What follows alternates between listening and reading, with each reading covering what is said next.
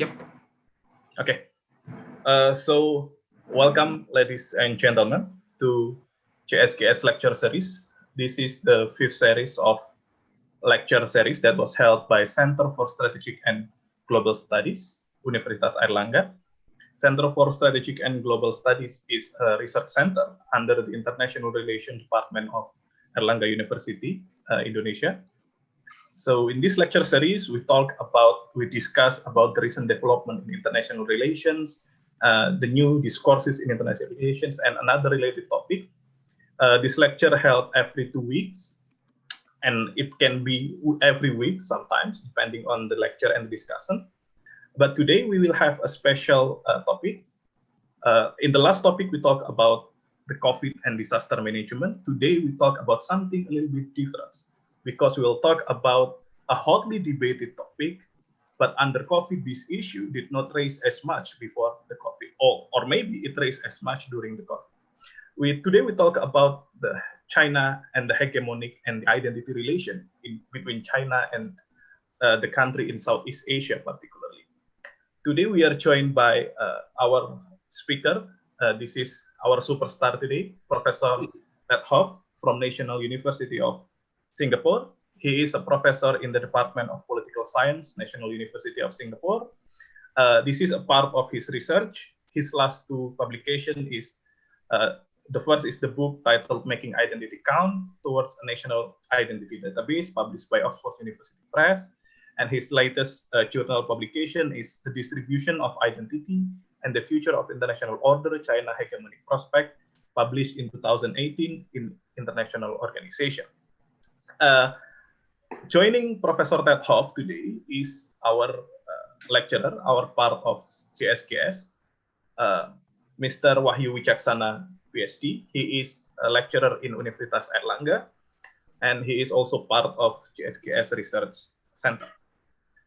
So in our discussion today, we will begin with that presentation, approximately 30 to 45 minutes.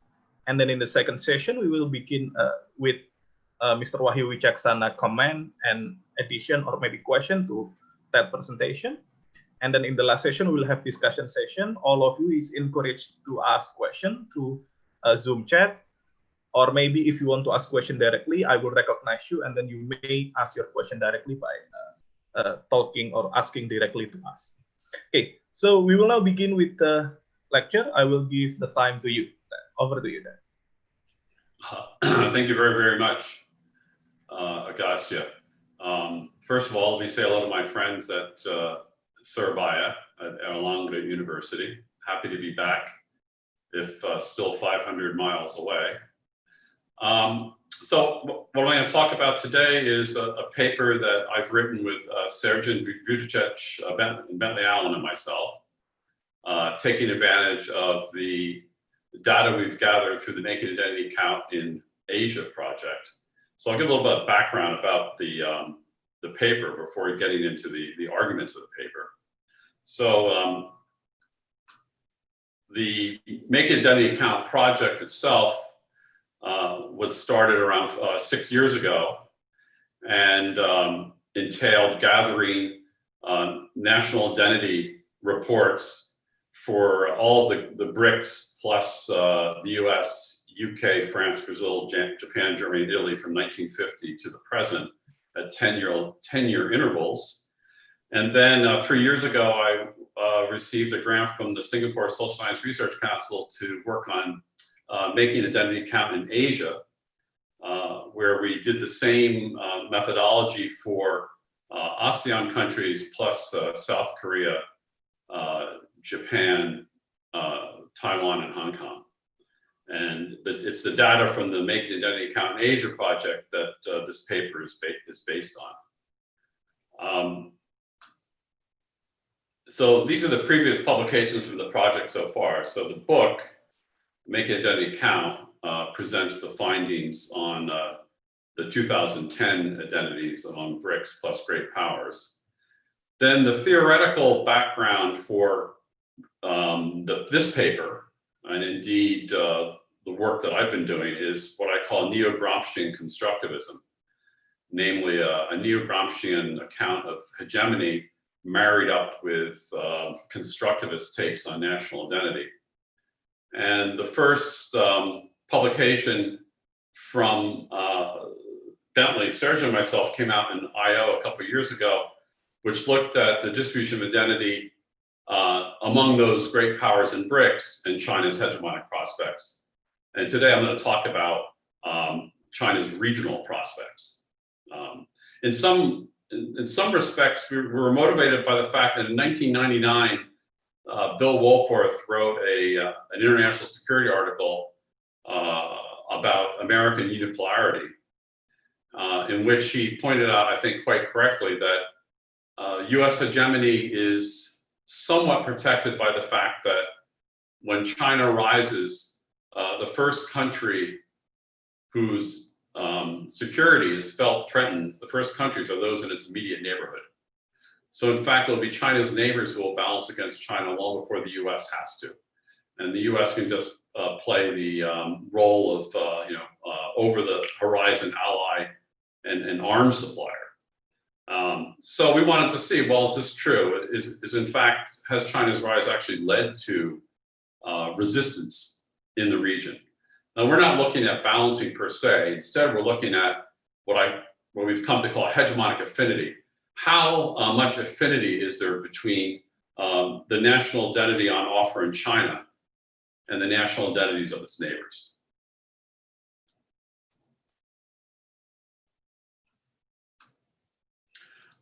So we did the BRICS plus those countries for 2010. And here are the results for the 2018 I/O article on two dimensions, democracy and neoliberalism.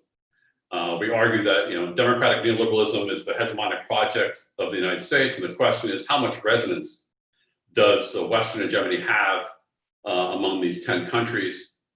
And as we can see, among elites, who only two countries understand themselves as anti-democratic. Now, when I say anti-democratic, I mean anti-Western democratic. That is, they explicitly reject Western liberal democracy as their national identity. And so you see China and Russia are the two cases there. And among the masses, on the other hand, is almost unanimous understanding of their countries as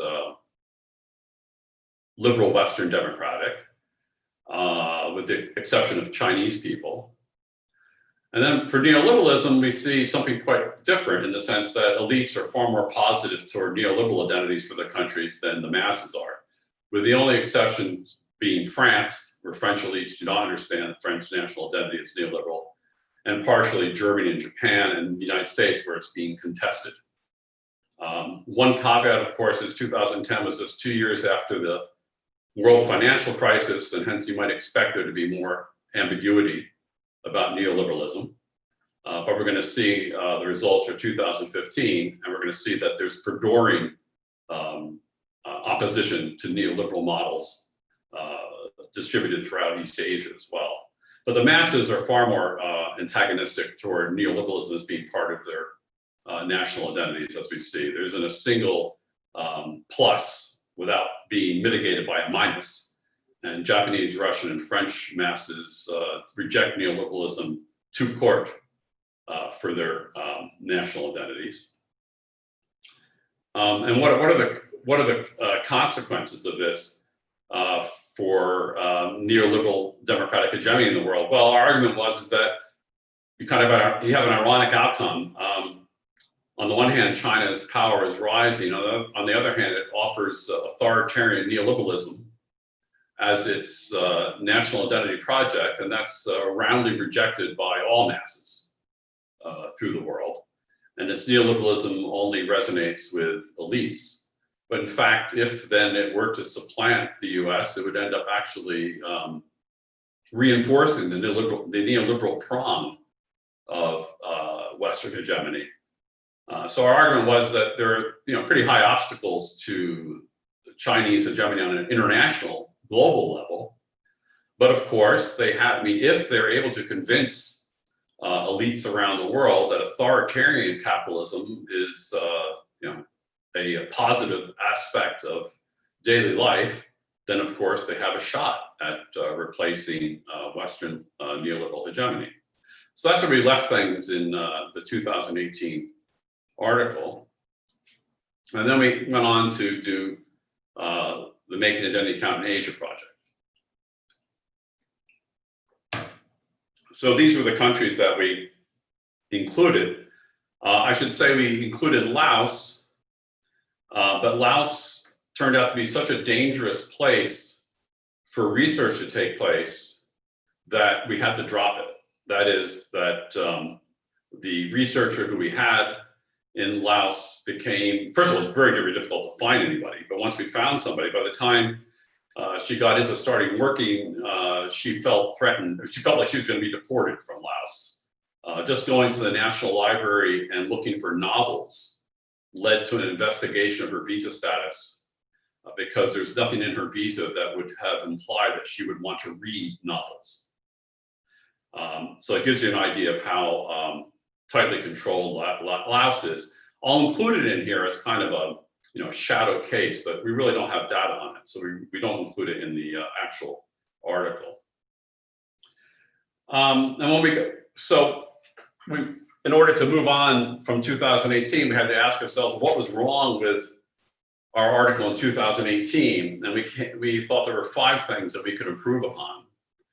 First, despite the fact that we criticized Robert Cox for being too reductionist, that is, reducing Gramsci's theory to nothing but economics, we also were too economistic in the sense that because of the motivation for our article, that is, since we're actually looking at how much resonance does neoliberal democratic hegemony have, we concentrated on neoliberalism. So we didn't pay much attention to all the other identities that were salient in those 10 countries. So we committed that error.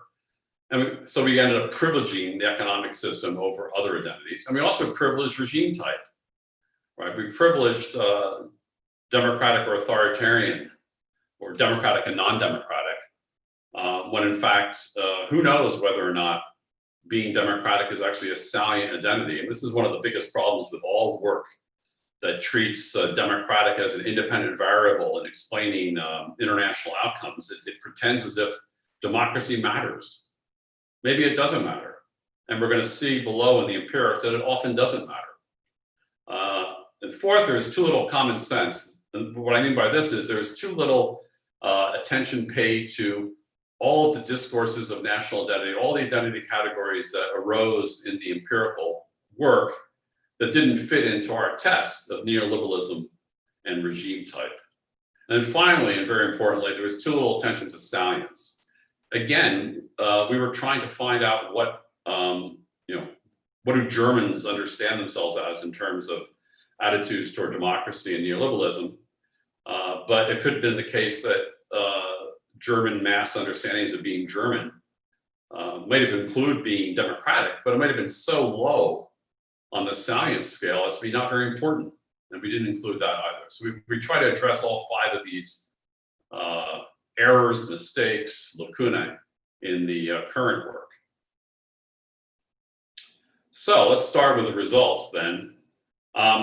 We see that with the exception of Vietnam, China, and Singapore, all other elites positively regard Western liberal democracy, right, as part of their national identity.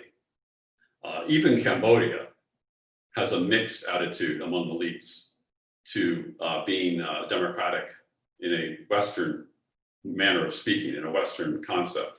What about elite? What about masses? Well, you see all those blank spots. What those blank spots mean is that the attitudes toward democracy weren't sufficiently salient to matter, right? But for those for whom it did matter, we see that, again, with the exception of Singapore, all the other masses understand their countries as democratic or aspirationally democratic. So Philippines, Indonesia, for example, it isn't as if people, we're a great model of democracy. No, it's that we aspire to be more democratic. We aspire to be more like the Western liberal model. Whereas in Singapore, the Singaporean masses actually are split, but the minus ahead of the plus means that Singaporeans are more on balance against understanding Singapore and Singaporeans as being democratic than being democratic. So just if you just look at democracy, then you think, wow, Singapore is part of the Chinese hegemonic coalition, right? Well, we'll see how that plays out once we get to the common sense, as opposed to just privileging democracy. So how about neoliberalism? Well, once again, we see that every single elite in the region understands their country is neoliberal, right? And that's a good thing. The only places that it's contested are South Korea, Vietnam, and Malaysia among elites. And again, not salient in the cases where there is a blank. How about among masses? Well, as you see, again, where it's salient, masses are mostly negative toward understanding their countries as neoliberal, other than Singapore. So once again, it looks like, wow, on the democratic neoliberal side, Singapore would be a prime candidate for Chinese hegemony, right? In fact, it scores, when you compare Chinese to Singaporean discourse of national identity on these two dimensions, Singapore is very compatible. On the other hand, masses, even Chinese masses, reject neoliberalism, right? As a model for what it means to be Chinese.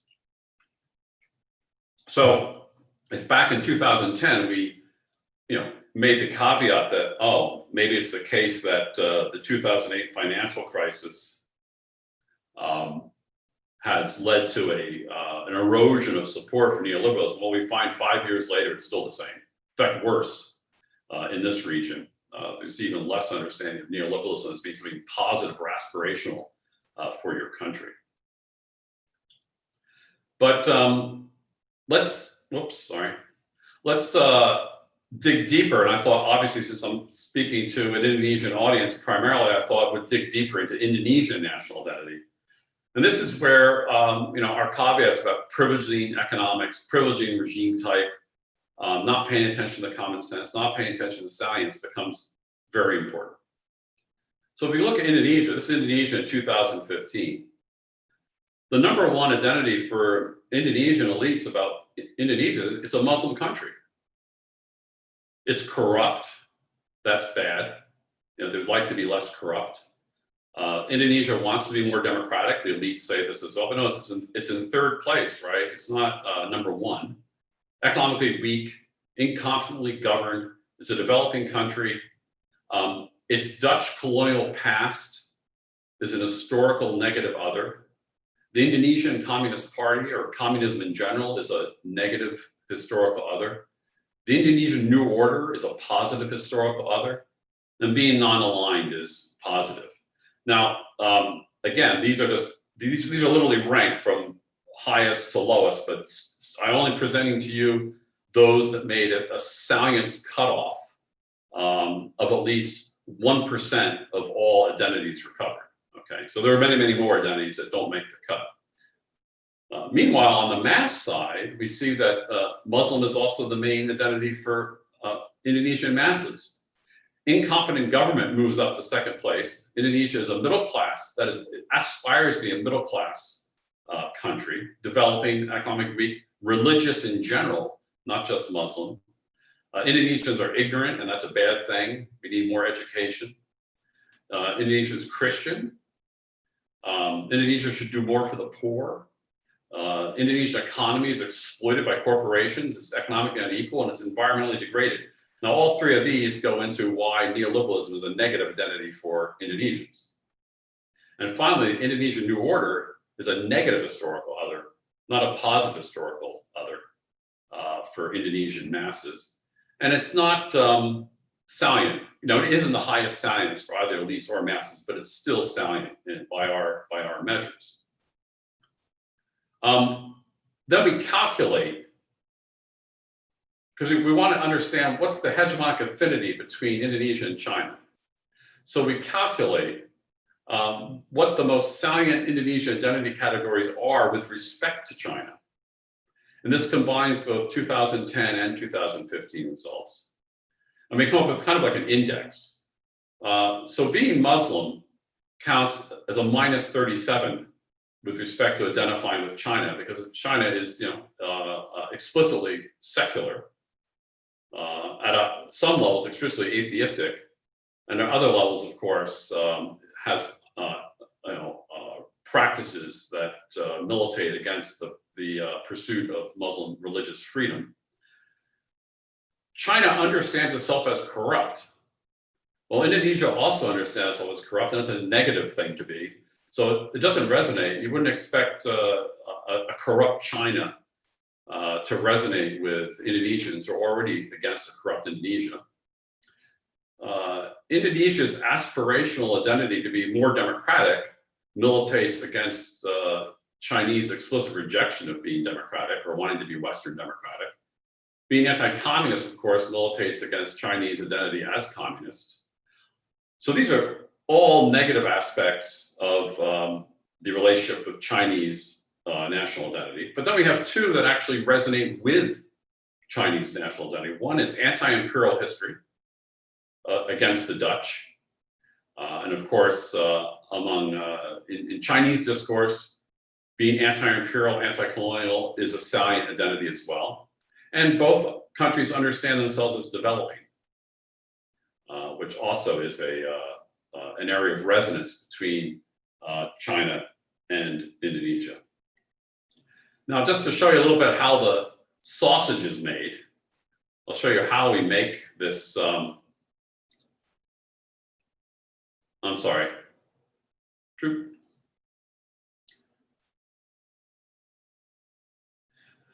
So, to get beyond just the Indonesian case, let me open it up to all the cases that we looked at, right? And identify some of the obstacles for Chinese regional hegemony in the region.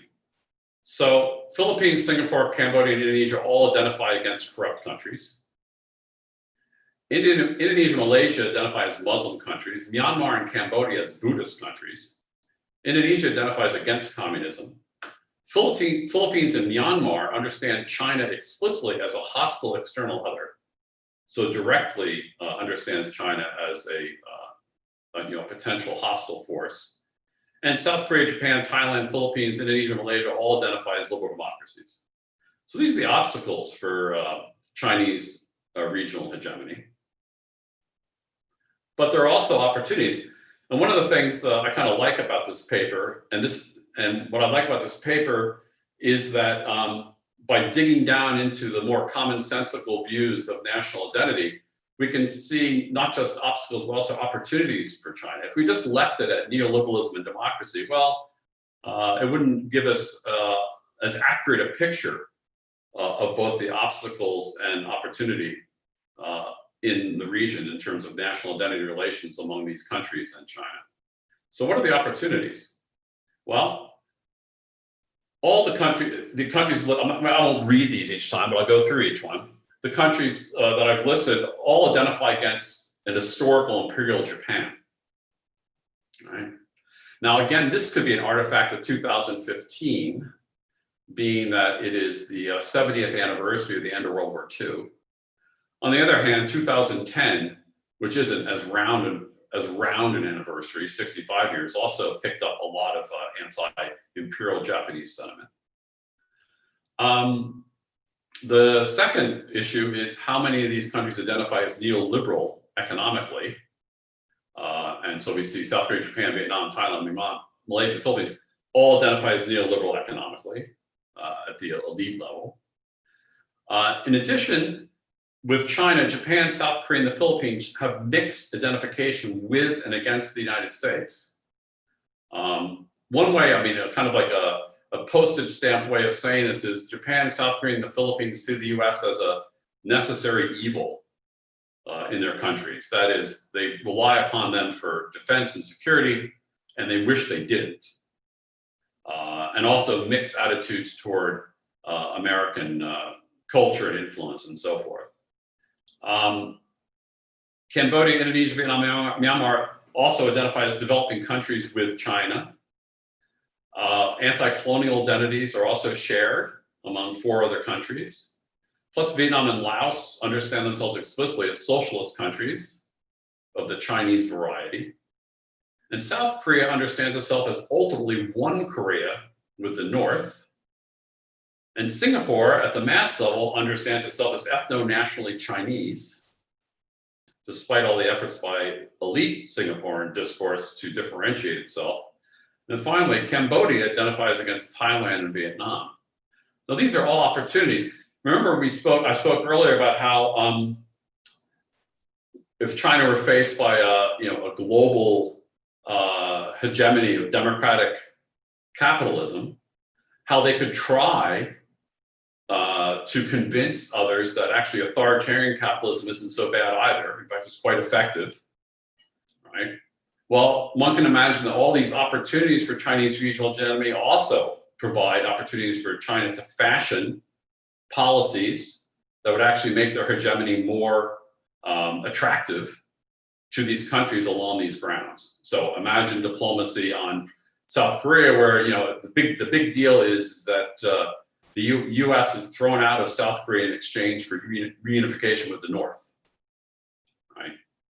Or, of course, massive development assistance for those who consider themselves developing countries, or whipping up anti-Japanese sentiments in the countries where anti-Japanese sentiments already exist. So there's a strategy that derives from this slide. I hope I'm not helping China out too much, but okay, whoops. Because hegemony isn't just ideational, but also material, we also want to look on how dependent the economies of the region are on China. So there's a range from high to low, and we look at the Chinese percentage of imports, exports, direct foreign investment, and debt held as percentage of GDP. And we use the very highest percentage achieved from 2010 to 2020 so as to maximize the value for potential Chinese material hegemony in economic terms. And the dash simply means negligible. So you can see on the material side, Cambodia, Laos, and Myanmar are the most heavily dependent upon the Chinese economy. Indonesia, Japan, Philippines, and Singapore are the lowest. And then Malaysia, South Korea, Thailand, and Vietnam are in between. Now, we make no claims about like which one of these, is debt more important than an export market, or import dependence more important than DFI. We have no idea. And we have no theory. Instead, we just give these rough levels of dependency. So so when you combine the ideational with the economic, this is basically the takeaway slide, if you will. When you combine the ideational hegemonic affinity with the economic hegemonic dependence, this is what you end up getting. 3 countries with very high hegemonic affinity with China: Cambodia, Laos, and Myanmar. 2 with medium: South Korea and Vietnam. Then a whole bunch of countries with low: Japan, Singapore, Thailand, Malaysia, Philippines, and Indonesia. I think instead of talking about all these, which would take a long, long time, here's a different way of arraying them. So you see what the actual numbers are. So Cambodia, Myanmar, and I didn't include Laos because, again, we don't have data for Laos, but I'm just including Laos because of the data that we have. You can see how it actually goes from plus to minus. So reading from left to right, you have those most amenable to Chinese hegemony to those who are least amenable. Right? So Singapore is mildly amenable. Japan is mildly against. Thailand is against. Malaysia and Philippines are more. Indonesia is the most unlikely candidate for acquiescing to Chinese hegemony. But the interesting ones are South Korea and Vietnam, right? I mean, and this is like these are the counterintuitive findings that will probably, make or break people's interest in this kind of research. If you go on, and this is the reason why South Korea and Vietnam look like this, despite off the top of your head. I mean, if you ask anyone off the top of their head, even at the Center for Global Strategic Studies, they would say this is ridiculous. I mean, South Korea is obviously going to balance against China, and so will Vietnam. Look at Vietnam's recent history. But this is one of the problems with looking at recent history. You are kind of captivated by presentism. I mean, in fact, Vietnam and Korea were very happy with Chinese hegemony for hundreds of years, maybe even thousands of years, right? on a whole range of cultural and economic grounds. South, for example, so consequently, that's something to keep in mind. History, right? We can't be captivated by the Cold War as being the only way of understanding these countries' ideological affinities. And of course, we're captivated by Vietnam's border war in 1979 and territorial disputes with China. But that's not the be-all and end-all of Vietnamese identity. I mean, once you unpack Vietnam, for example, and look at the relative salience of different identities, and you see that, for example, being anti-democratic and socialist are very, very high and salient, right? Then you can understand why they have a ideological affinity with Chinese hegemony and anti-colonial and developing, right? And China is not identified in mass or elite discourse as a salient, significant, hostile other, despite the fact that from time to time there are disputes between them. So this is a discursive approach, not a policy approach, you should say. So what about South Korea? Well, again, the identification with North Korea for South Korea is very large and salient, right? And that gives China a large opportunity. Second, ambivalence toward the United States also gives China an opportunity. Third, identification with pre-communist China. That is, with the China of the Buddhist Confucianist China, where Korean textbooks are full of positive understandings of pre-communist China. So there are opportunities in South Korea and Vietnam that you wouldn't get necessarily from kind of reading the daily newspaper or looking at Cold War history. So, whoops, we don't need to look at those. But so this is basically the bottom line, is that to summarize, there's an array, a continuum of hegemonic affinity among China's neighbors.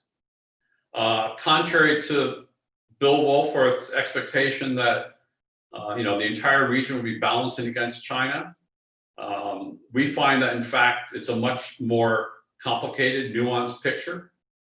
And that yes, indeed, there are some countries that you'd expect to balance against China, but there are others that you would not. Moreover, those you would expect to might not, depending upon how well China plays its hand in terms of making itself a more attractive hegemonic player. Now, of course, to be presentist for a moment, I mean, at the end of our article, we talk about how, what's the Trump effect? Well, the Trump effect is to push everyone to the left in this table, right? The less that the US is an alternative, the less that the US is understood as democratic, the less that the US is understood as a model for Western liberal democracy, well, the more it pushes each country toward understanding themselves, well, Jesus, that appears not to be a very attractive model for ourselves, right? And I think we see this, of course, in the politics in these countries.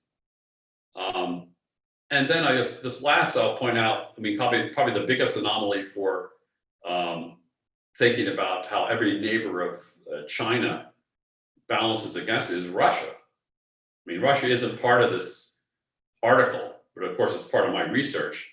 And Russia to this day is defying virtually every international relation theory we have. I mean, from neorealism, where they should be balancing against the proximate military threat of China, to identity relations, where when you compare discourses of Russian national identity with Chinese national identity, there's virtually very little in common, except being against the United States, which is a very thin reed to rest hegemony on, especially if the US is in decline itself. All right, I'll stop there. Thank you very much. Okay, thank you very much. That a very insightful presentation. We would like to read the paper as soon as possible, but reviewer could take a long time. But this is an interesting take on how hegemonies study and how hegemonies relation actually materialize. Because usually we in international relation, when we talk about hegemony, we talk about how the soon-to-be hegemonic or the hegemonic power or the rising power shape the regional order according to their wish. But from your presentation, we got that affinities does matter when we talk about hegemonies, because it's not about how hegemonies projecting their power, shaping the international order, but it's also about how the member of the hegemonic order responds. And identity plays a factor in that, especially because you are using a neo-Gramscian approach when he combined coercion and consent as an indicator of hegemony. So it's a very insightful take. Before we enter in the discussion session, I will give the time for Mr. Wahyu Wicaksana to give his comment. I will share your point, Mas.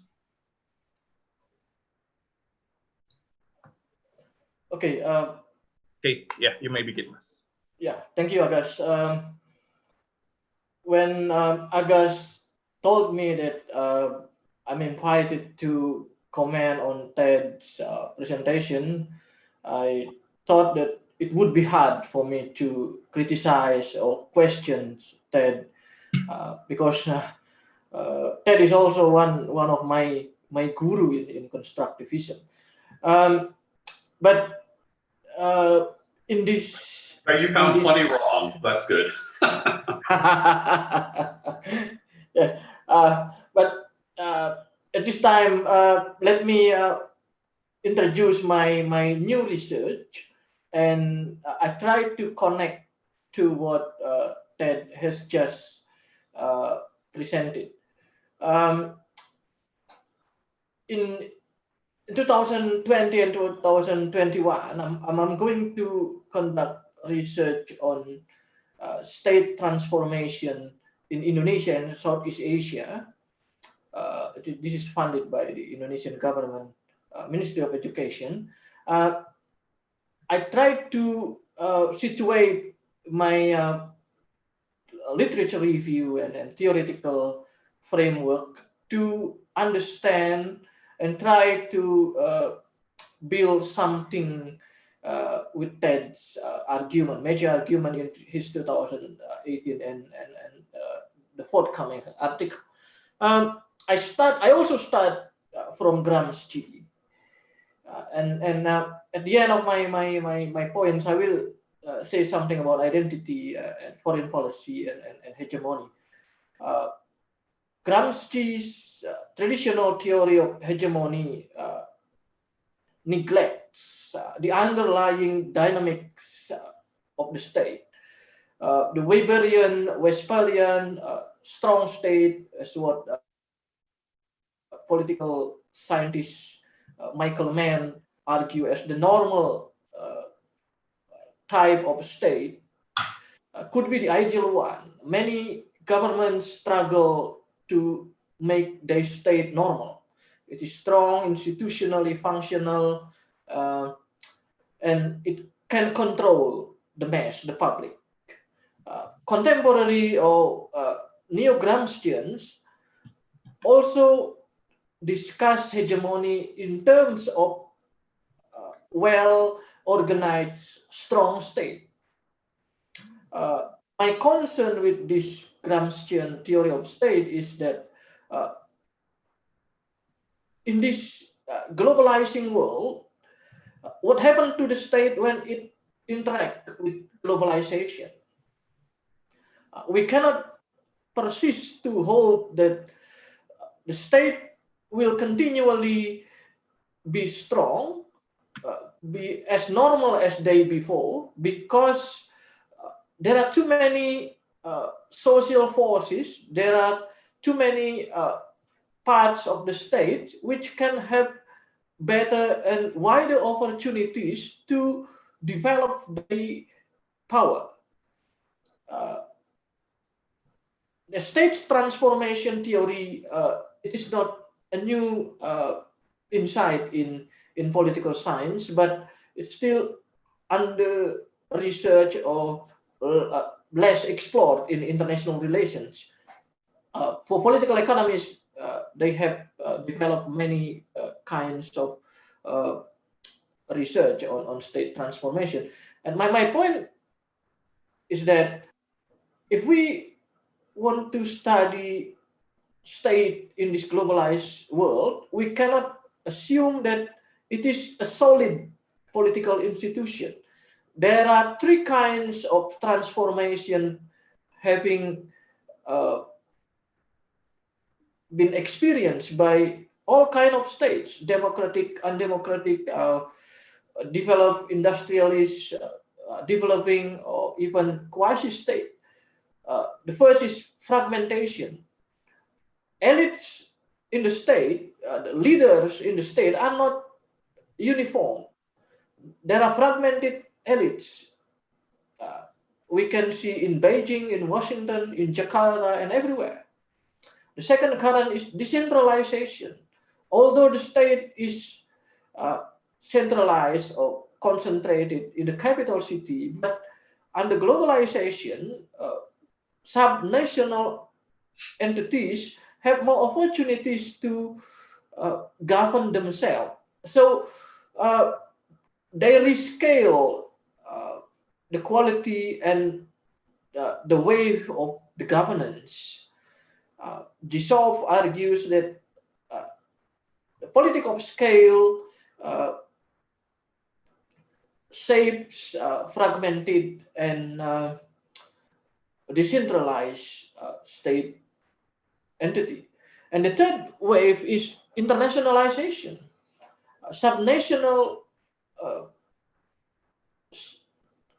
groups and governments, they do their own para-diplomacy.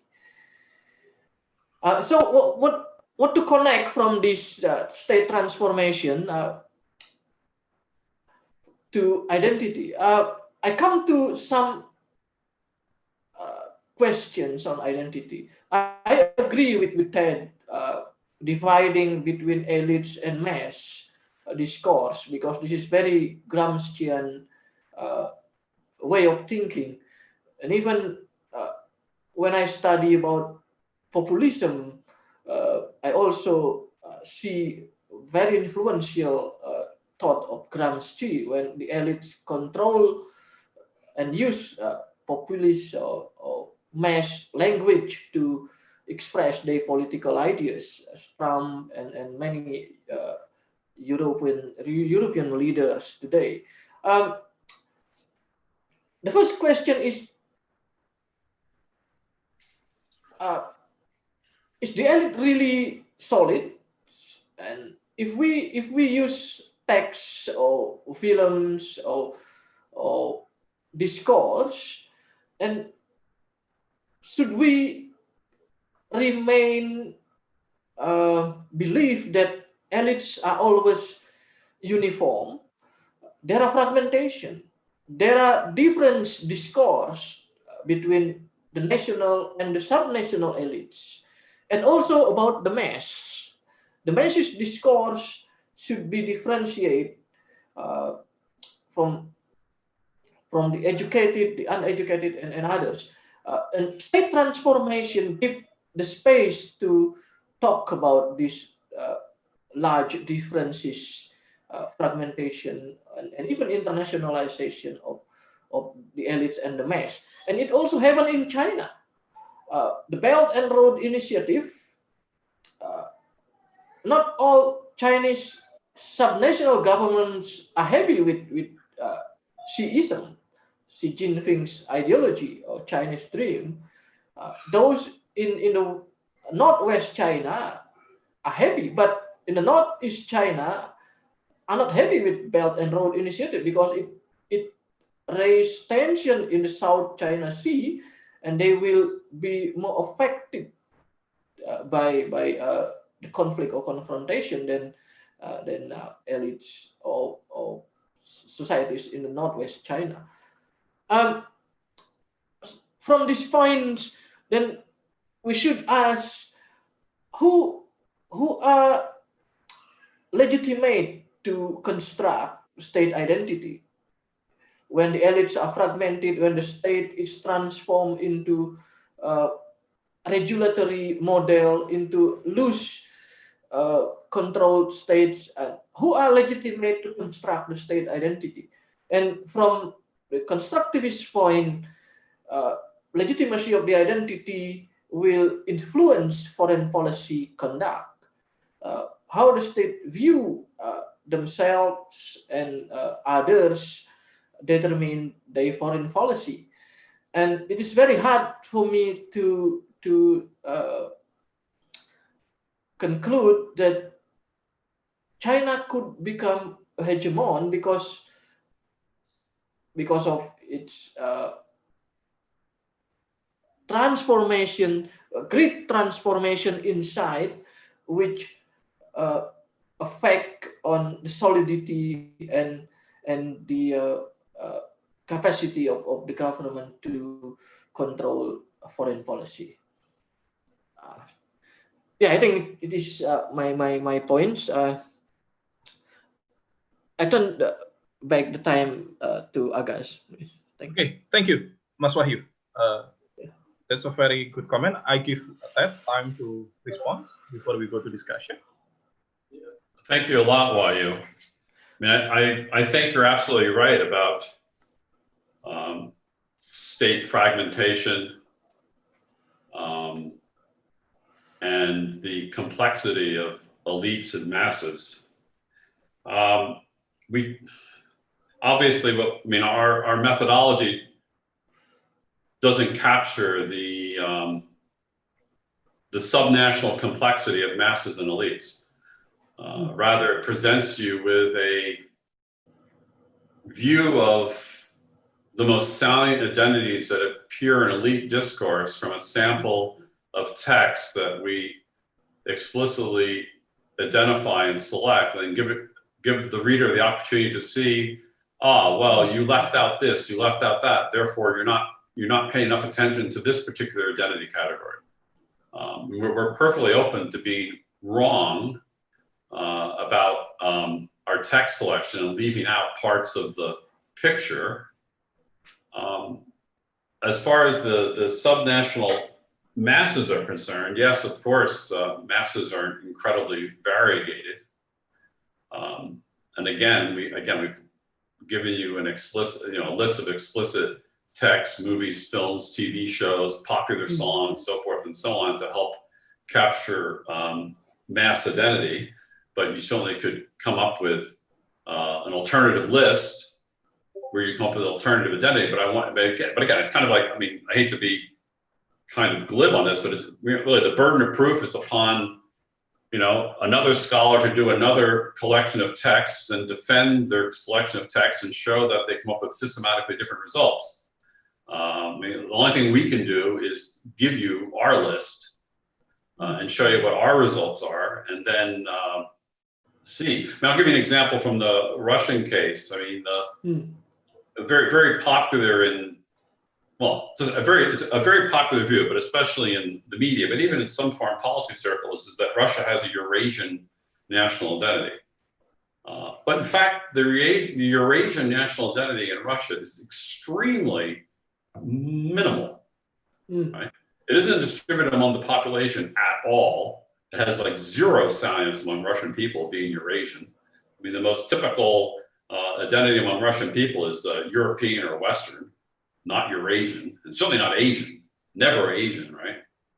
And among elites, it's a very, very small substratum within Russian elite discourse that speaks about Russia being Eurasian and Russians being Eurasian. It's gotten more play recently because of the resurrection because of the elite rejection of the West. But even so, there are a lot of like popular ideas about countries that actually turn out not to be true under empirical analysis. And finally, I love your idea of like who constructs, right? Who constructs national identity? Well, from Gramsci's point of view, everyone constructs national identity. Every single person. As he wrote, every man, as he put it, every man is a philosopher, right? Everybody walks around with taken for granted ideas about who they are and who their nation is, or who their country is. And so consequently, we don't see necessarily national identity is being constructed from the top down or the bottom up, but rather there's like a non-stop, constant contestation of what constitutes national identity. But moreover, most people, most of the time, don't think about it at all. They just perform it and do it and practice it and reproduce it through their own daily activities without even thinking about it. And we try to capture that, for example, in novels, movies, and TV shows where, I mean, often like a TV show might be a crime drama, but during the course of the crime drama, they're constantly showing what it means to be a good Indonesian, a bad Indonesian, a good Singaporean, a bad Singaporean, and so forth and so on, without even intending to do so. So it's the unintentional reproduction of identity that interests us as well. On the foreign policy side, we really don't want to talk about foreign policy. This is why our title is Hegemonic Affinity. That is, how much affinity, how much resonance, how much discursive fit is there between how Chinese understand themselves and how South Koreans understand themselves? Then the hypothesis would be, well, the more affinity there is, the more likely that Chinese hegemony, that is Chinese, how to put this, Chinese ideational capacity will be agreed to, acquiesced in, accepted, not rejected, not resisted, right? As opposed to looking at point policies, like will South Korea resist, Chinese behavior in Xinjiang? That isn't as interesting to us. But in terms of just stipulating to that, but going to your point about the relation between elites and masses and foreign policy, it's certainly one of the more important empirical findings for our work that people should pay attention to, because if this article gets published, you'll get the national identity reports for all the countries. And one of the most interesting things to do, of course, is to compare elites and masses, right? To see what do elites and masses agree on and disagree on in a particular country. So if we go to Indonesia here, for example, what's in bold is what Indonesian elites and the masses agree on about their country, right? Or at least whether there are, so they share the identity that it's a Muslim, economically weak, developing, incompetently governed country, right? That's what they share. Meanwhile, masses have many more ideas about Indonesian national identity than just that appear in elite discourse. So let me just conclude with one final thing: the treatment of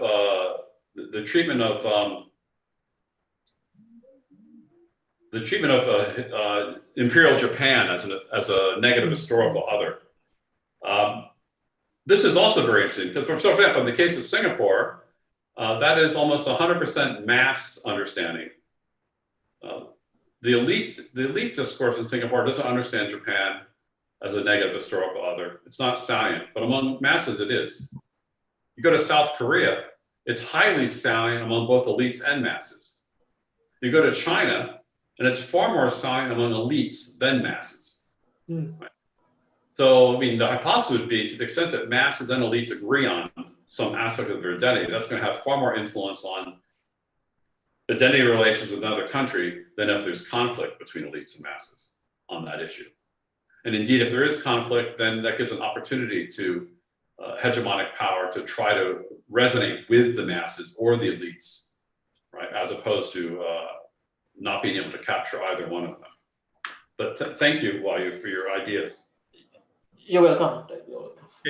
Okay, thank you, Ted and Mas Wahyu. Now we will begin a discussion session. We have here Mr. Rene Patirajawani. He is one of Indonesian Chinese expert. Mr. Rene, if you would, you could ask your question and turn on your video. Okay, Mr. Rene. Hi, thank you. Good afternoon, Professor Ted, Professor Wahyu. My name is Rene Patirajawani. I am the chairman of the Center for Chinese Studies. I think the discussion is very theoretical regarding on what Professor Hopf is telling on to measuring the affinity of each countries related to the Chinese rise. Because then when we talk about hegemony, for example, do you think that as hegemony has to do with power, whether economic power, or financial power, military power, and we tend here in this particular region, Southeast Asia, trying to differentiate between the big power, middle power, and small power. So do you think that hegemony needs also to be divided distinguishedly between big hegemony like the old existing US power, or the common rising of China as a new great power? They like to call it as a great power, actually, is full in terms of hegemony. And I think you have also a small hegemony in the regional context. I agree that we need to put some a historical memory setting that is different from one nation to the others. So that is my question for Professor Hopf. On Wahyu, I think there should be a distinction between OBO. I will call it OBO. I will not call it BRI, because the Chinese term is still one belt, one road. It's not a belt, road, and initiative. As related to do with conflicts that has been made between neighbors in Southeast Asia, for example, and the necessities and the for each of particular countries in ASEAN, for example, to build a strong economic and financial cooperation with China.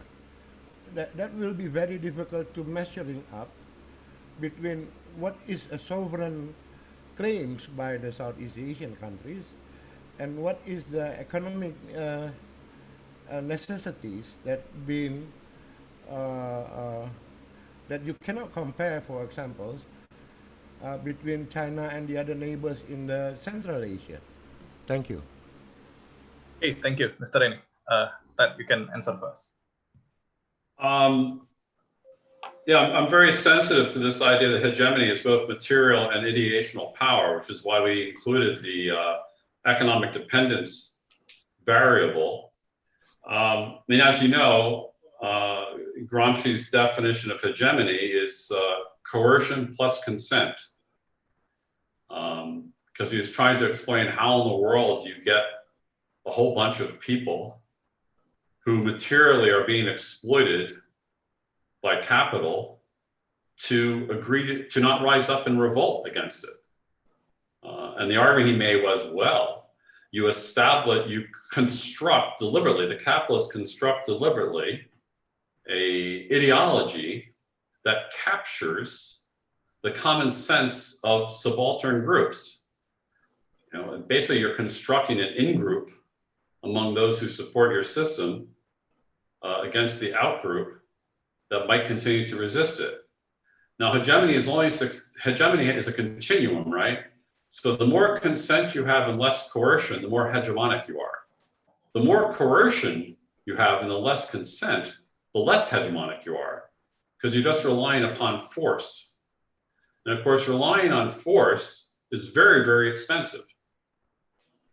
So that's why we're talking about hegemony here and not just, you know, coercion. Of course, you know, if China put its mind to it and decided to, you know, deploy all of its military forces to, you know, advance its interests against various countries in the region, it would probably get pretty far. Same economically, if it started engaging in economic warfare against countries that were dependent on it, it would get very far. But that wouldn't be hegemony, right? That would just be aggression, coercion, violence. So I think it's important to explore the capacity for Chinese hegemony as opposed to simply Chinese exercise of brute power. On the I never thought, we haven't thought much about the small hegemony, as you call it. Ian Chang one of my collaborators on this project and I are supposed to, in the future, write an article together on identity relations in ASEAN. And because of you, Prof. Renee, I'm definitely going to pay attention to whether or not there's any kind of hegemonic process going on within ASEAN, within Southeast Asia. I mean, in your own mind, is there a hegemonic power in Southeast Asia? A regional hegemonic power? Yeah, to a certain extent and to certain period, for example. I mean, during Suharto times, if you followed it closely, then Indonesia do have the abilities to tend to be hegemonic and make a coercion, if you use the terminology like that, to have others member of the ASEAN to force a particular agreement among the members. If you remember when Marcos was in the crisis time during Suharto era, Indonesia take the lead and persuade other members to playing it, as we call it here, as a big brother.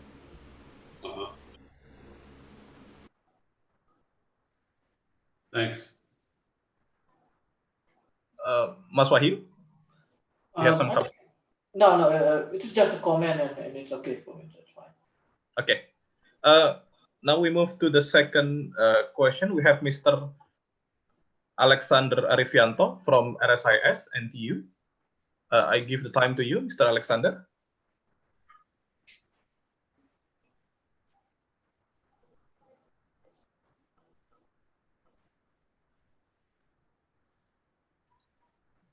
You may ask your question. Okay. Okay. Can you hear me? Very well. Yes, very well. Hi, Dad.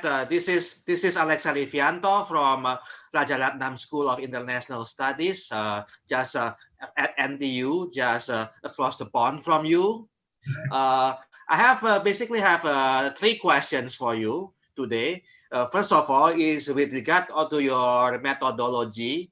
I would like to know what kind of data sources that you are using in your study. Like you're mentioning novels. Are you also looking at newspapers, magazines, or any other publications that you're looking at?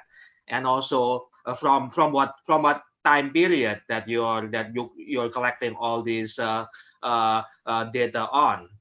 And the second question is, I found your comment on how, for instance, Singapore public view the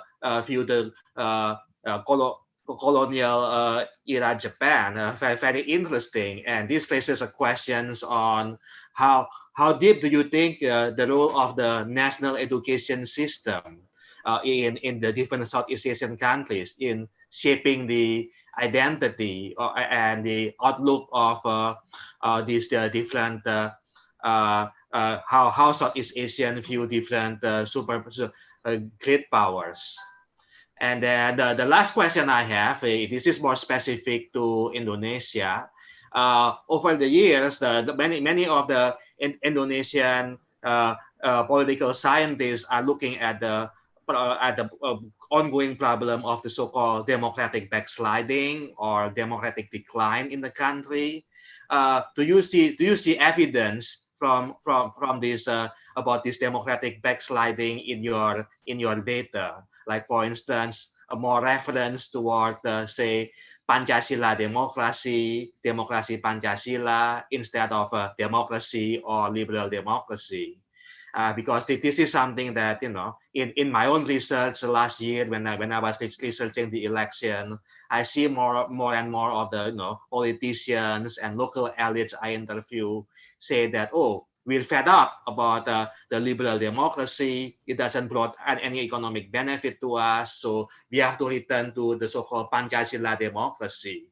The democracy, the quote-unquote democratic form of government promoted by the late dictator Suharto. So I don't know if that's reflected in any way in your research or your Indonesia data, but just curious to hear more about it. Thank you. Thank you, Well, Mr. Alex. thank you, Alexander, for those three very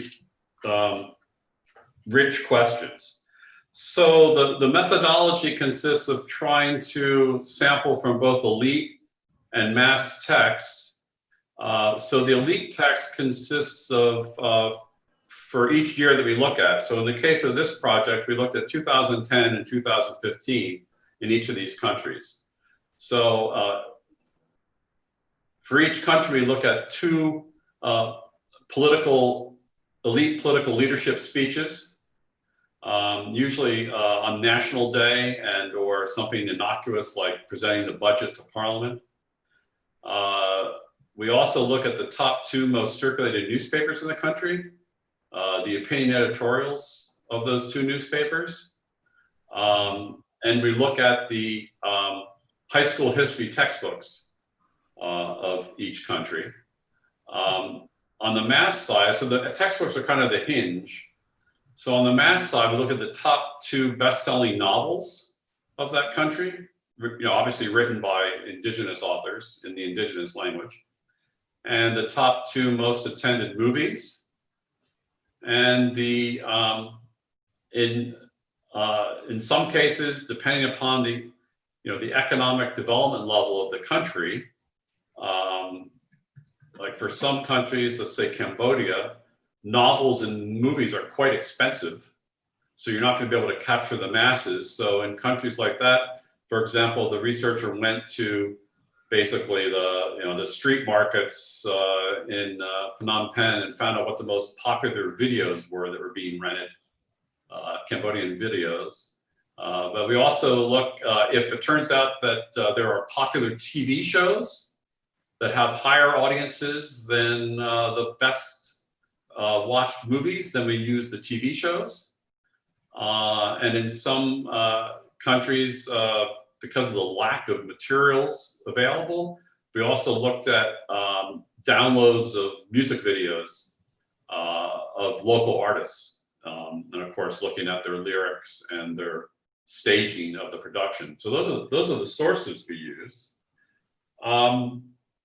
Imperial Japan and Singapore and great power relations in general among the sample. So we do look at Singaporean textbooks, right? And in fact, in Singaporean textbooks, of course, the Imperial Japanese period is covered there. But once you end up looking at all the discourses in general, it becomes only salient among the masses, not among elite discourse. So you wouldn't expect speeches and op-eds in the Straits Times to be talking about how Singaporeans must remember the Imperial Japanese occupation and all the death and destruction it wrought on the Singaporean people. But you'll find that in I left out one genre, letters to the editor. You will find letters to the editor in the top two newspapers in Singapore. And I should also say Singapore was a special case too, because we did Tamil, Malay, English, and Chinese. So we end up with like 8 identity reports instead of 4. Now for the other countries, of course, you could look precisely at how so let's say you're looking at Japan. So you could look at how does Japan understand itself vis-a-vis South Korea, China, the United States, so forth and so on. Now we've gathered that data, but it's not presented in the article because it isn't sufficiently salient, except for the case of the United States. The US is a very significant other for Japanese national identity. And as I said, it comes up in a very mixed way, as the US being a necessary evil. On Indonesian democratic identity, first of all, I'd refer you, since you're right across the way at NTU, that you should come or have a conversation with Eve Warburton at NUS in ARI, because she's working on Indonesian democratization and so forth. And she does polling among Indonesian elites and has published work based upon polling of Indonesian elites and their attitudes toward democracy. So you might want to look at her work, Eve Warburton. She's actually in this chat group, I think. Yeah, she's here. She's present. Otherwise, since we only looked at 2010 and 2015, and the results you saw show that, excuse me, Indonesia being democratic is an aspirational identity, a salient one, for both masses and elites, and more for elites than masses.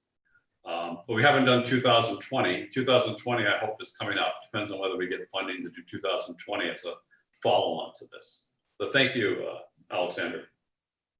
Sure, thanks, Ted. Okay, now we're moving to the questions from,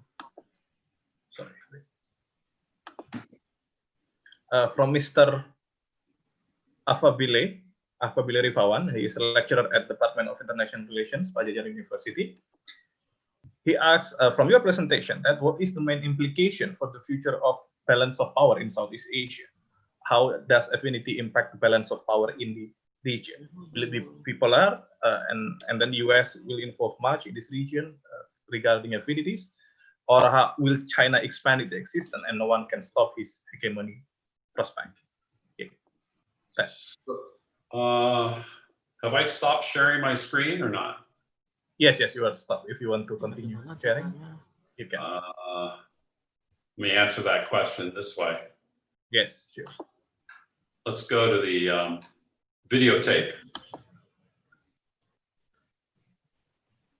So, to give a really, really short answer, every country to the right of zero is most likely to balance against China, with probably the United States. And every country to the left of zero is most likely to accommodate China, not balance against China. So that's a very simplistic response, because it's static, right? It doesn't take into account what are the effects of Chinese and American policies on these discourses of identity in these countries. I laid out the Chinese case. I mean, the Chinese can make themselves less likely to be balanced against if they pursue clever strategies that take advantage of opportunities, right, in the region. Now, again, they still have to overcome the huge obstacle of not being democratic. Because South Korea understands itself as democratic. That's an obstacle. Will South Korea be able to overcome its antipathy toward the Chinese regime type based upon the salience of these other identities, anti-Japan, pro-unification, ambivalent toward the United States? Now, clearly, then you have the other side, the United States. I mean, clearly, the US in the last 4 years has spent every waking hour helping China's hegemony in the region. Right? It's made itself a completely unattractive ally on every dimension, with South Korea, with Japan, with Philippines, even with Singapore, even though it doesn't say much nasty about Singapore these days. But in any case, a lot of it depends upon the interaction between Chinese and American policies.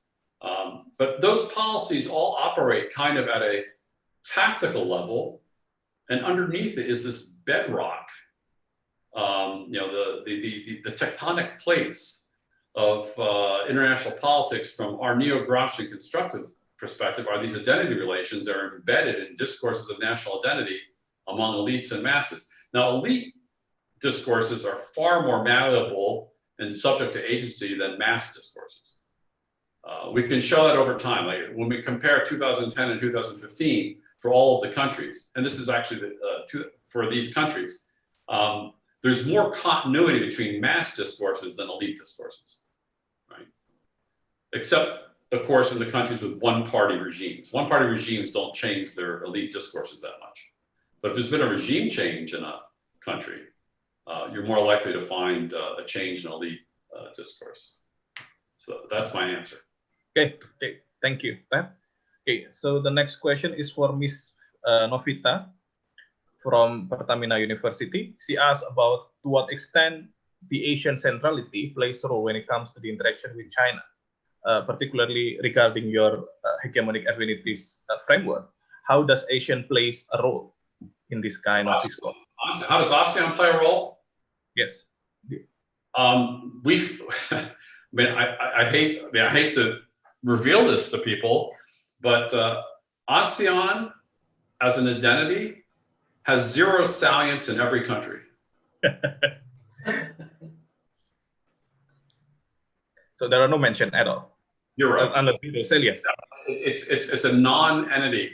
I mean, very, very few countries, even elites, will say, as a member of ASEAN, we Singaporeans, blah, blah, blah.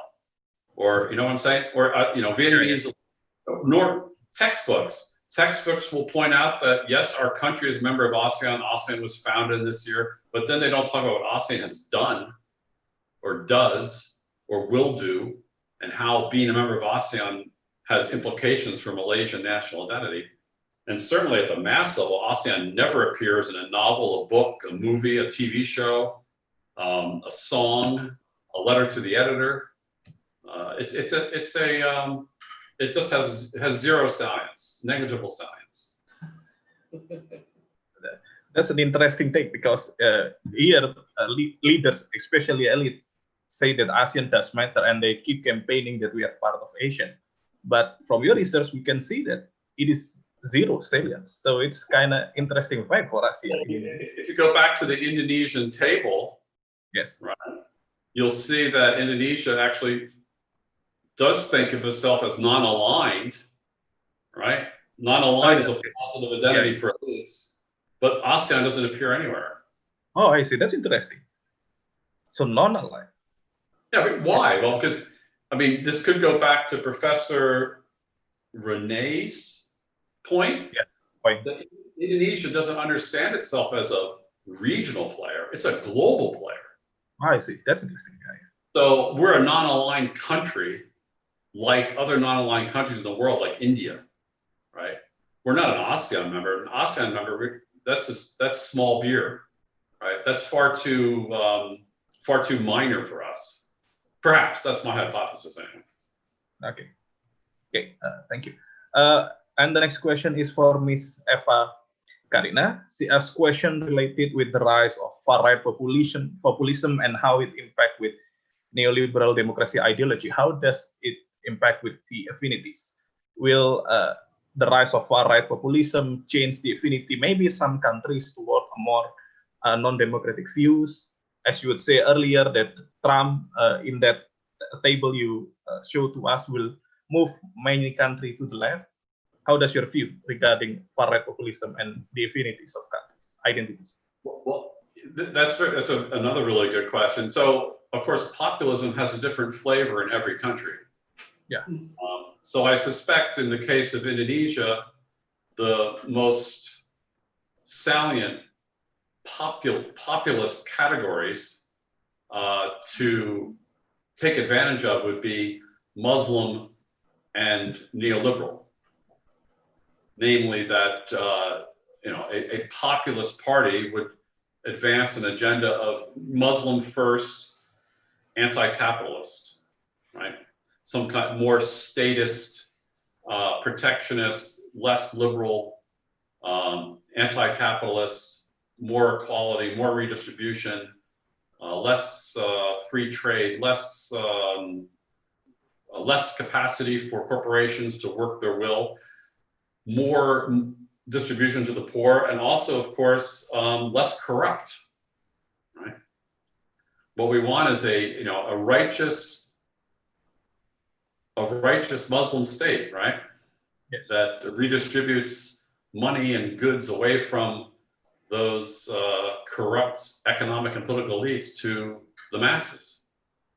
So you could go through each country and see what are the possible platforms of a populist party. So in the Singaporean case, for example, if there were a Singaporean populist party, it would be an anti-capitalist, ethno-national Chinese xenophobic party. It would want to kick the foreigners out. It would want to redistribute money away from the rich. And it would want to be explicitly an ethno-national Chinese country. And I mean, you see that when you analyze mass discourse, right? That those elements exist. You don't see those elements in elite discourse in Singapore. In fact, those are exactly the three aspects of Singaporean national identity that they argue against. We're not ethno-national Chinese, we're Singaporean. Neoliberalism is the only way to make this country rich, keep it rich, right? And we need foreign workers. Okay, thank you, Ted. The next question is from Mr. Johannes Ivan Adi Kristianto, and this also kind of resound with a question that I would like to ask to you. How does these affinities, if we view the affinities between the China and the United States, you have done U.S. identity, right?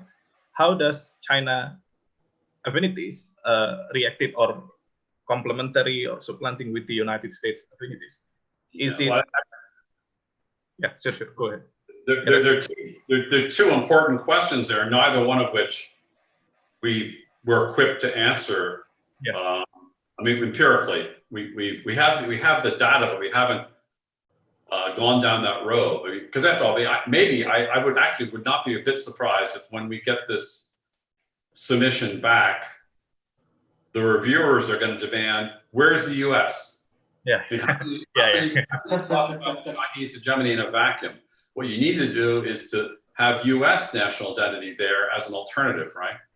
Yeah. So I only can talk about 2010 U.S. I can't talk about 2015 or 2020. But 2010 U.S. The U.S. was pretty split, as you might expect, but it was obviously democratic and neoliberal. So in that sense, it is half. You know, its democratic part, of course, is completely contrary to China, but it's also Christian, which is like Muslim for Indonesia. So it's a Christian country, which is also contrary to China. It's not a developing country. It doesn't have any anti-Japanese imperial sentiment. I mean, there's very little affinity. Without neoliberalism, there's very little affinity between China and the United States in 2010, at least. We haven't updated, that's for sure.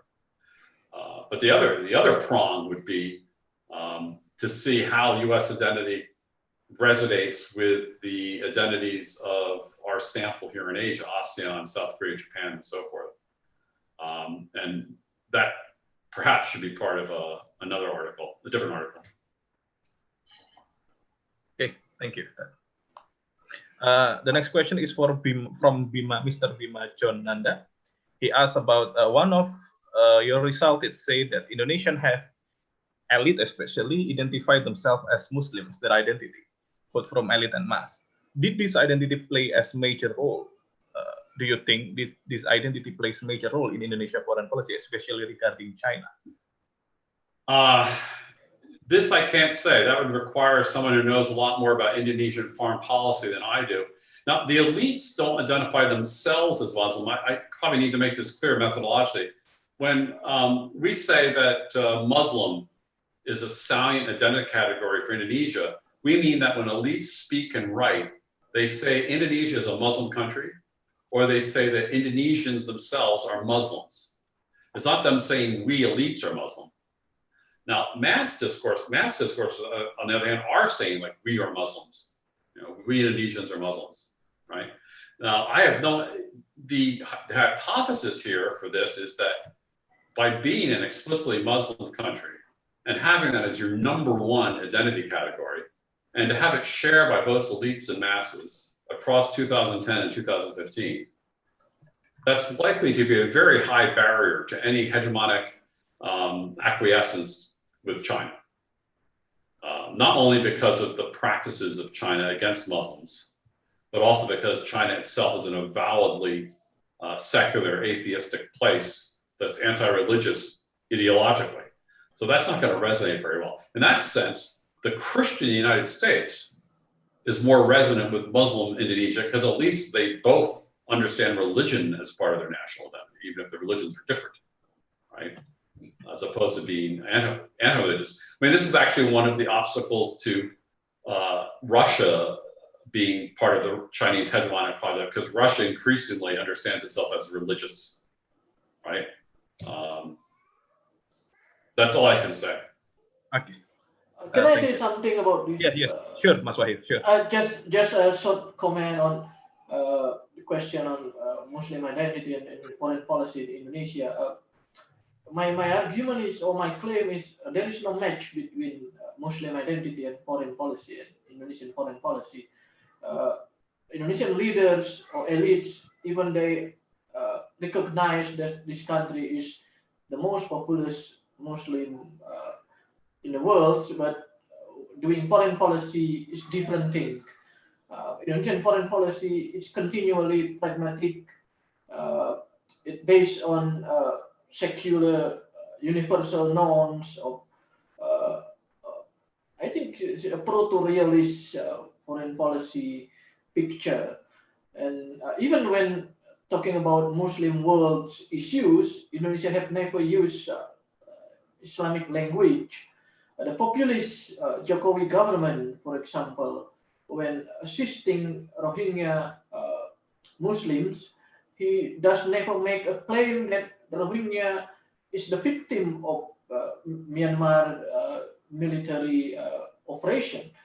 He just say we assist Myanmar Rohingya Muslims for humanitarian crisis, and we are not struggling for any Islamic objective or guided interest. Okay. Thank you, Mas Wahyu. We're moving to the next question from Lee Zizhu. This question is for Ted. Lee Zizhu asked about, you mentioned data about democracy and neoliberalism in Chinese identities. But as we may know, the information that the Chinese mass can grab are all censored by official and filtered by the great rules of China. And people obviously cannot use internet freely. This identity, you mentioned democracy and liberalism and neoliberalism, is the most sensitive matter. Thus, to some extent, knowledge of democracy that the mass can obtain is manipulated. So, do the people have a common understanding of the conception of democracy and neoliberalism among this country? If not, how will it impact your data collection?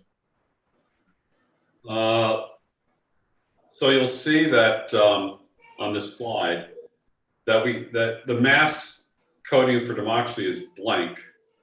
I see. Because it's not a science identity. That is, in the mass text we look at, novels, films, letters to the editor, masses don't talk about China as being democratic or not democratic, aspirationally democratic or not, right? As opposed to others like Thailand, Myanmar, Singapore, Indonesia, where they do write and talk about it, and they treat it in a salient way, right? It's salient enough to make the case. Now, that doesn't mean that we're able to overcome the existence of censorship in countries such as China, Vietnam, Cambodia, Laos, and Singapore, even for that matter. Anyone who reads these tables needs to understand the domestic political milieu in which these data are generated. That said, to the extent that China is also interested in propagating a neoliberal capitalist model for its economy, Chinese masses have no trouble whatsoever expressing their disagreement with that, right? And indeed, I should point out that this is one of the more interesting findings. If you go to the Making Identity Count book and look at Liang Zi's 2010 chapter on 2010 China, one of the things she finds is that one of the most salient mass identities for Chinese in 2010 was that China is corrupt. Among elites, it barely appears. And when it does appear, they talk about how they're fighting against corruption. Well, I think there's no accident that 2 years later, Xi Jinping makes his first policy, number one, being fighting corruption. Right? So the masses were like a leading indicator of Chinese policy in 2010, with Xi Jinping coming to power in 2012. But at any rate, so it's interesting to see that we would have to break. I don't have it on the slides, unfortunately. But if you would look at the 2010 China National Identity Report by Liang Zi, you'll find other aspects of mass discourse that is contrary to elites. Things like environmentalism, that China is being poisoned Right? That also isn't salient for elites. So I take Jiju's point for sure. I mean, one just has to be aware of what the kind of the domestic political system will bear in terms of critiques. And so if you do find critiques, that's even more stunning. Okay, thank you. Because we have time limitation here. Before we close this discussion, I have one question because maybe it is a little depart from your research, but I would like to ask your opinion as you are the one that have done this research. How does COVID-19 impacted China image in the region, in the Southeast Asia during the COVID-19? Does it depart from the current identity that you mentioned? Are there significant changes from the finding that you found in 2010 or 2015, this current condition? Well, again, a lot of it is it's kind of like a relational question. It also depends on what media you have access to. I mean, if all you listen to is CGTV, then of course China looks like they did a fabulous job, and the whole rest of the world is in chaos. But if you listen to BBC or South Korean or Japanese media, or even the Straits Times, you'll find that, well, yeah, they did a great job of cleaning up the mess they created. So it's probably a wash for them, right? In the sense that they've been the source of global pandemics several times in the past 10 years. And it's been reported that there's now a new swine flu coming as well. So this helps. This does not help their soft power, shall we say. However, watching the U.S. respond to this decimates American hegemonic attractiveness. Right? I mean, the U.S. isn't in chaos. The U.S. has a ruling regime that deliberately is killing tens of thousands of people needlessly. I mean, what kind of regime does that? I mean, the whole world is watching on a daily basis, and respect, positive affect toward the U.S. is just dropping. Now, the only question that will come up is A, does Trump win re-election or not? And B, whether Trump is a blip or a trend. In other words, do people attribute the 4 years of Trump to Trump, or do they attribute to America? I mean, do they make an attribution to the United States or an attribution to Trump? My fear is that Trump has 40 million voters, 40 million supporters, but that's a chunk of the American population. So Trump might go away, but Trumpism won't. Okay. Thank you, Ted. Now, before we close this discussion, it has been a very fruitful discussion. Today, we learned about how hegemony is not only influenced by material factors, but also by ideational factors. And hegemonic affinities, as Ted already proved in his research, does matter when we talk about China hegemony. Because usually we in Indonesia, when we talk about Chinese hegemony, we talk about the material dimension, how China investment enter Indonesia, how China military threaten Indonesia. But one dimension that we rarely forget and neglect when we talk about hegemony is the identity dimension. And as we have seen here, we in Indonesia have one of the most distant affinities with China. We are -70 in that research. So it already proved what the mass did, because many mass here in Indonesia, many people here, anti with China investment, anti with China involvement in our economy. So that was proved by Ted's analysis of Indonesia identity. Furthermore, today we have learned a brand new research. Thank you for Ted and Mr. Wahyu Wicaksana for giving us insight about these topics. Before we close, I would like to inform to all of you that next week we will have discussion about with Professor Vyacheslav Morozov from Estonia. We will talk about how Russian, Demas, you may share screen the poster. We'll talk about how the Black Lives Matter, Russia subaltern whiteness and claims to global leadership. If you would like to come, you can come and register in the link. The poster will be posted later. Before that, I think we have photo session. Yes, Demas? Yes, Yeah, Mas Agus. to all of the participants, please turn on your video. We will take a photo of this webinar. Thank you for all your participation, your fruitful discussion, especially to Ted and Mr. Wahyu Wicaksana. Now we're entering a photo session. Demas, you may take the lead. Thank you very much, Mas Agus. I would like to invite all of our participants to turn on their video to take a picture together for the session. I cannot unmute mine because it was done by the host. Oh yeah, wait. Okay, now it works. Sure.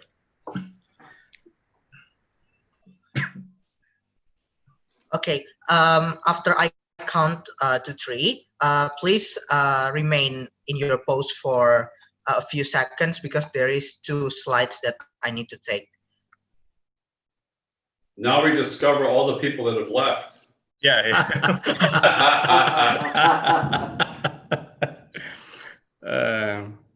Okay, I will take the picture in 1, 2, and 3. Please stay in your pose for a second. Okay, it's finished. Thank you very much, Professor Hopf, Mas Wahyu. Thank you all for dropping by. Yeah, thank you, Ted. And inviting me. Thanks, Agag. Thank you so Thanks much. very much, Ted. Ted. Thanks, Wahyu. Ted, I'm waiting for the second topic, Ted. Okay. I'll work on it. Another couple no, of years. no, R2P, you said on your Facebook for the... Oh, yeah. We need that. Yes.